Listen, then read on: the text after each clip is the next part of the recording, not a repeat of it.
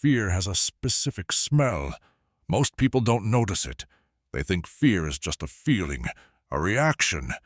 But after 35 years working in C-Block, walking the tiers of a maximum security unit, you learn that fear is physical. It smells like sour sweat, cheap tobacco, and adrenaline. It hangs in the air like humidity before a storm. I haven't smelled it in a long time. Not since I turned in my badge, locked the heavy iron gate behind me for the last time, and bought this small house at the end of a dead-end street. I bought it for one reason: the silence. I don't ask for much. I wake up at 5 a.m. Old habits don't die. I make my coffee, black, no sugar, and I sit on my porch. I watch the sun come up. I watch the world wake up while I stay still. For 5 years, this was enough. The neighbors knew me as Mr. Henderson, the quiet old guy at number 42. They didn't know about the riots I'd stopped. They didn't know about the men I'd seen break down and cry for their mothers in the middle of the night. To them, I was just old, harmless, and I liked it that way. Then, 3 weeks ago, the silence broke. It started on a Tuesday. A moving truck backed into the driveway of the rental house across the street. Number 45. It had been empty for months. I watched from my window, not spying, just observing. Situational awareness isn't something you can turn off. Out came the tenant, a kid, maybe 25. He wore his pants too low, a gold chain that looked fake even from 50 yards away, and he carried himself with that specific kind of swagger I used to see on the first day of intake. The fresh fish walk. Chest puffed out, arms swinging too wide, eyes scanning for someone to intimidate. His name, I learned later, was Tyler. Tyler didn't just move in, he invaded. Within 2 days, the quiet rhythm of our street was gone. He bought a car, an old, modified muscle car with an exhaust pipe the size of a coffee can. He didn't just drive it, he weaponized it. Every morning at 2 a.m., he'd rev the engine until windows rattled. He played bass-heavy music that thumped against my ribs, even with my doors closed. I waited. You learn patience in my line of work. You don't react to the first infraction. You watch. You build a file. The first week, Mrs. Higgins, the widow next door to him, asked him politely to turn the music down. I was pruning my roses, listening. "Hey, lady," Tyler shouted, laughing. "It's a free country. Buy some earplugs." He flicked a cigarette butt onto her lawn and walked away. Mrs. Higgins looked ready to cry. She's 82. She retreated into her house, and I saw Tyler smirk. He felt big. He felt powerful. I clipped a rose stem. Snip. I didn't say anything. Not yet. The behavior escalated. It always does. Bullies are like gas. They expand to fill any space that doesn't push back. He started parking his car on the sidewalk, forcing kids to walk in the street.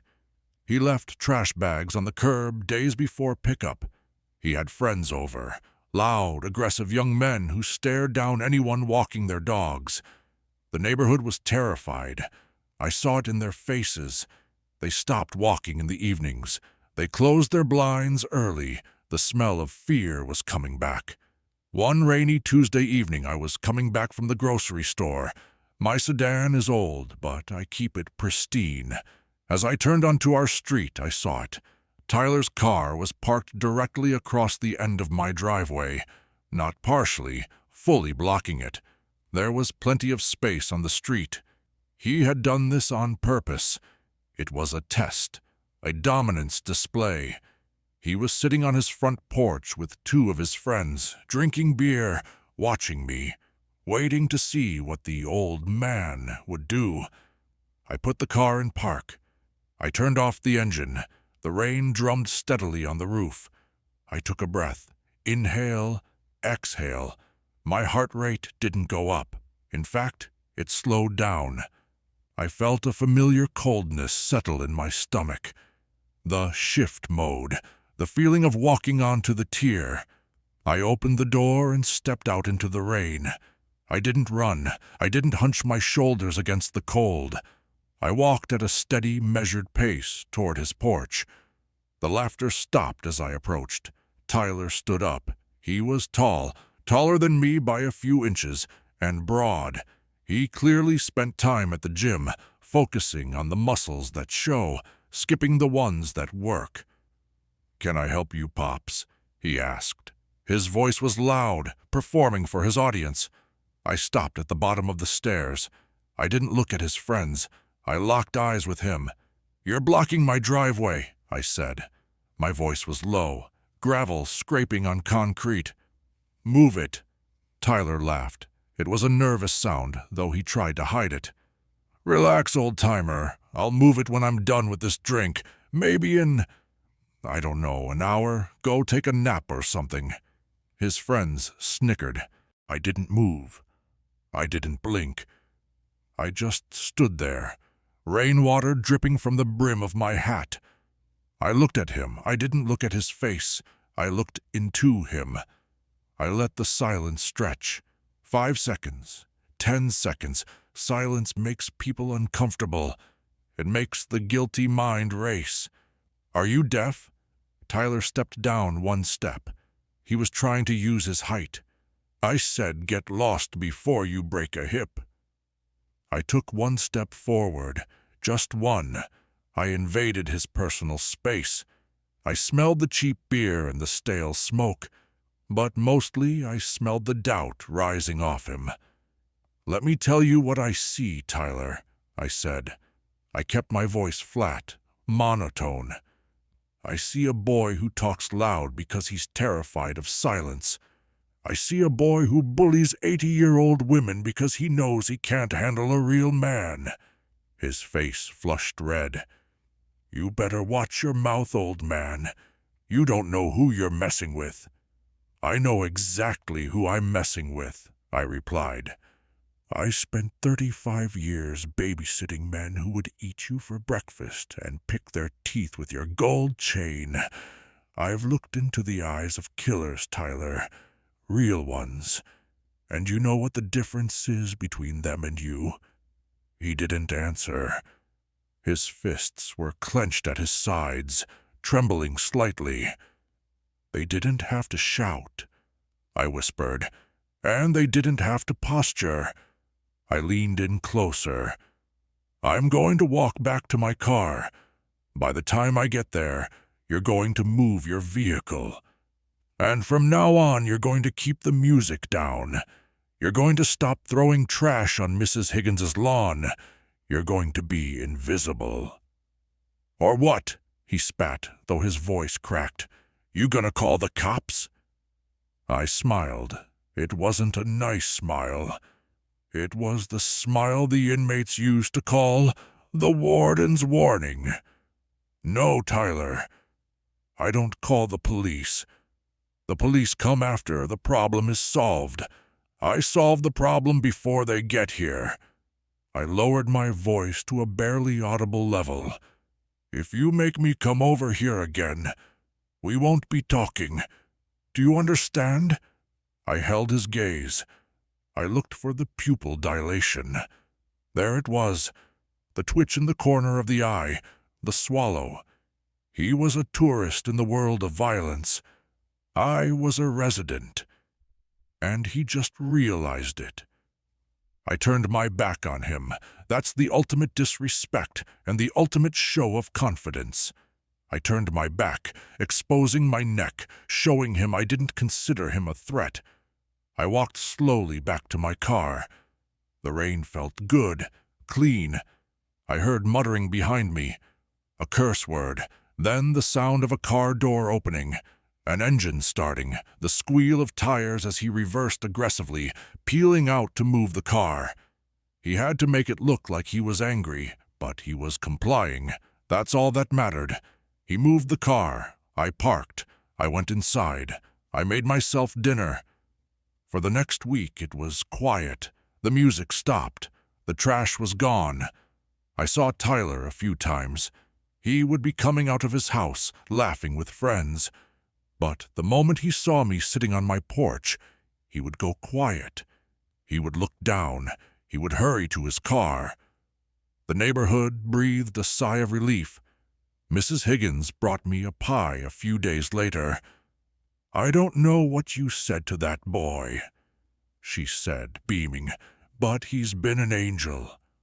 "We just had a talk about respect," I told her. "But the story doesn't end there. Because people like Tyler, they have an ego that bruises easily, and a bruised ego is dangerous." 2 weeks later, on a Saturday night, I woke up to a sound.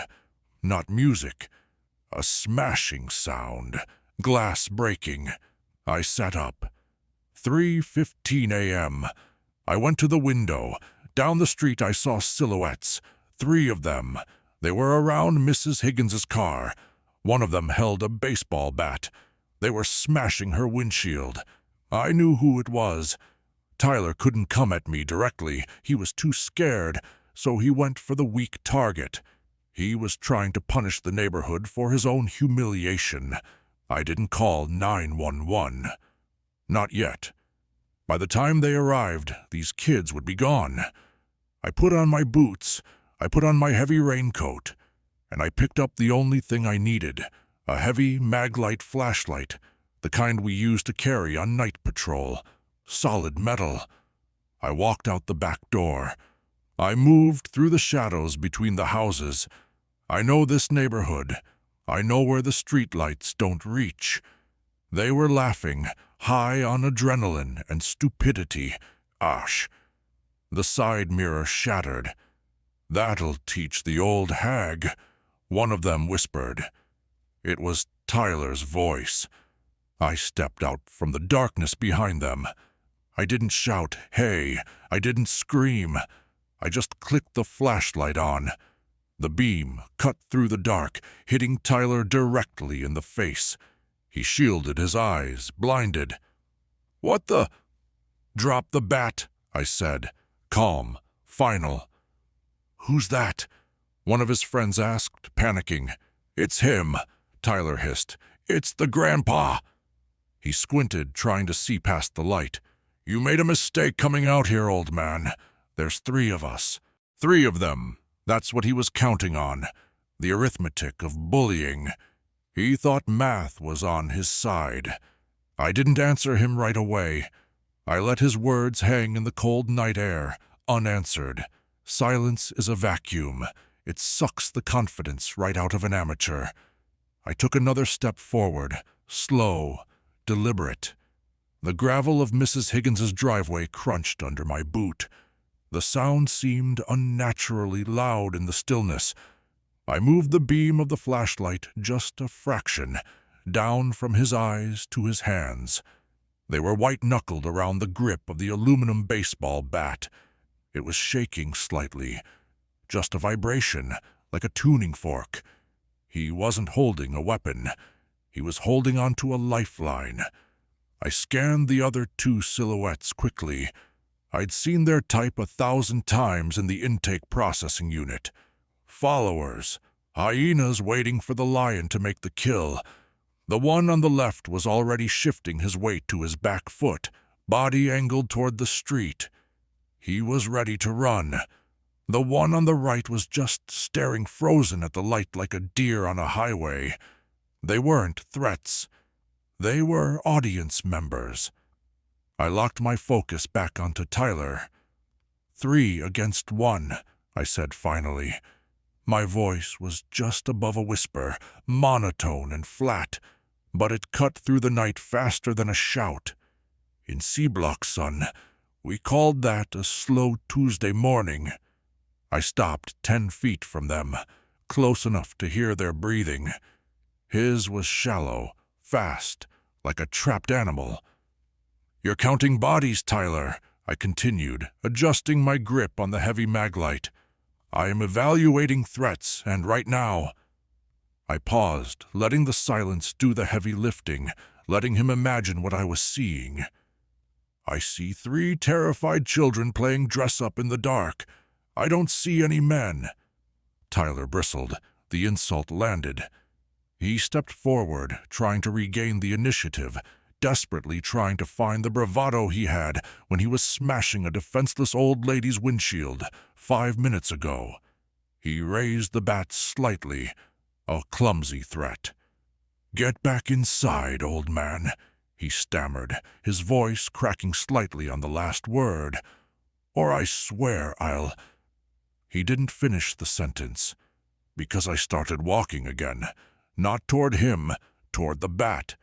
I walked right into the kill zone, the space where, if he swung, he couldn't miss. It goes against every survival instinct most civilized people have. You're supposed to retreat from a weapon, but in my former line of work, you learn that you take away their power by taking away their safe distance. You suffocate their ability to posture. I stopped when the tip of the aluminum bat was inches from my chest. I could smell him now. The sour reek of cheap beer and intense, vibrating fear. I looked past the bat, looking up just enough to catch his eyes in the peripheral glow of the flashlight. His pupils were fully dilated, black saucers of panic. "Go ahead," I said, no anger in my voice, just cold fact, like I was ordering coffee. "Swing it. Commit to the act you started." He froze. The bat hovered, useless in his hands. "But listen to me very closely, son." I leaned in just an inch closer. "You better make absolutely sure I don't get back up, because if you leave breath in my lungs, Tyler, what happens next won't be a conversation, and it won't involve the police. Do you understand the corner you've painted yourself into?" He hesitated. That hesitation is everything. In that split second of doubt, the power shifts completely. The air went out of him. "You're shaking," I observed, almost gently. Sirens wailed in the distance. Mrs. Higgins must have called. Tyler's head snapped toward the sound. Salvation. The panic set in for real now. The tough guy facade crumbled instantly into dust. "Cops!" his friend yelled, voice cracking. "Run!" His 2 friends bolted. Tyler stood there for a second, torn between running and fighting. He looked at me. I lowered the flashlight so he could see my face. I wasn't angry. I looked bored, disappointed. "Go," I said. "Run, rabbit." He dropped the bat. It clattered on the asphalt with a metallic ring. He turned and ran into the darkness, scrambling like a frightened animal, slipping once on the wet grass before disappearing. When the police arrived, I was standing there, guarding Mrs. Higgins' car. I gave them a statement. I told them exactly who did it. I gave them the names. The next morning, the police were at number 45. They dragged Tyler out in handcuffs. He was crying, actually crying. He looked over at my porch as they shoved him into the squad car. I was sitting there with my coffee. I raised my mug, just a little, a salute to the end of the noise. He didn't make bail. Turns out, Tyler had warrants in another state. Something about assault and theft. He wouldn't be coming back. The moving truck came a month later to take his things away. His mother came to supervise. She looked tired. I almost felt sorry for her. Almost. The street is quiet again now. Mrs. Higgins' car is fixed. The birds are back in the trees. I sit on my porch as the sun goes down. The air is cool. It smells of rain and cut grass. The smell of fear is gone. People think that because you're old, you're weak. They think that because you're quiet, you're submissive. They don't understand that silence is a weapon. It's a shield. And sometimes it takes an old man who has seen the dark to remind the world of the value of the light. I take a sip of my coffee. Finally, peace.